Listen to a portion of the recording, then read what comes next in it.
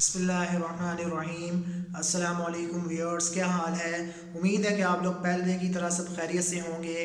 میں آج آپ کے سامنے ایک مختصر حدیث پیش کروں گا کہ اس حدیث کو آپ کو یاد کرنے میں آسانی ہوگی۔ تو میں اللہ تعالیٰ سے دعا کرتا ہوں کہ اللہ تعالیٰ ہم سب کو اس حدیث پر عمل کرنے کی بھی توفیق دے اور دوسروں تک پہنچانے کی بھی ہمیں توفیق دے۔ تو اس حدیث کو میں اسٹارٹ کرتا ہوں۔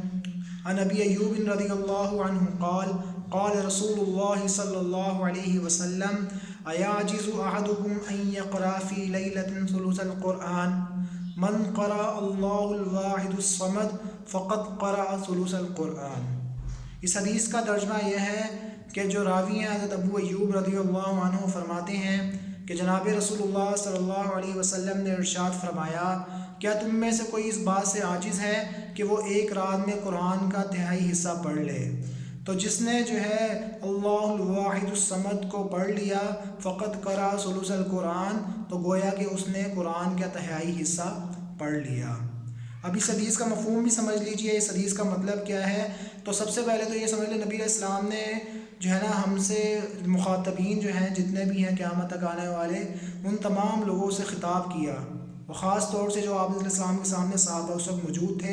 تو یہ سوال کرنے کا جو مقصد تھا وہ یہ تھا تاکہ جو سامعین ہیں ان کے اندر اس آگے آنے والی بات ہے اس کا سننے کا شوق پیدا ہو جائے۔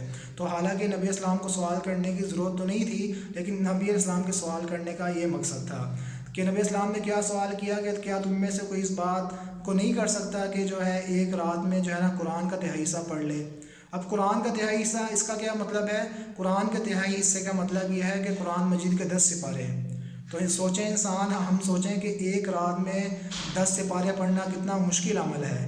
تو اس لیے پھر آگے نبی اسلام نے بتایا کہ کوئی مشکل عمل نہیں ہے۔ اگر کوئی بندہ سورت الاخلاص قرآن مجید کی بہت چھوٹی سی صورت ہے، اگر کوئی بندہ وہ پڑھ لے گا ایک دفعہ، تو اس کو کتنا ثواب ملے گا؟ اس کو 10 سپارے قرآن مجید کے اس کے پڑھنے کے برابر ثواب ملے گا۔ تو دیکھیں کتنا مختصر عمل ہے، اس کا ثواب کتنا زیادہ ہے۔ ابھی ہم لوگوں کے اوپر ہے کہ ہم لوگ اپنی اس زندگی میں کتنا ثواب کماتے ہیں تاکہ وہ ہمارے لیے آخرت کی نجات کا ذریعہ بنے۔ السلام علیکم ورحمۃ اللہ وبرکاتہ۔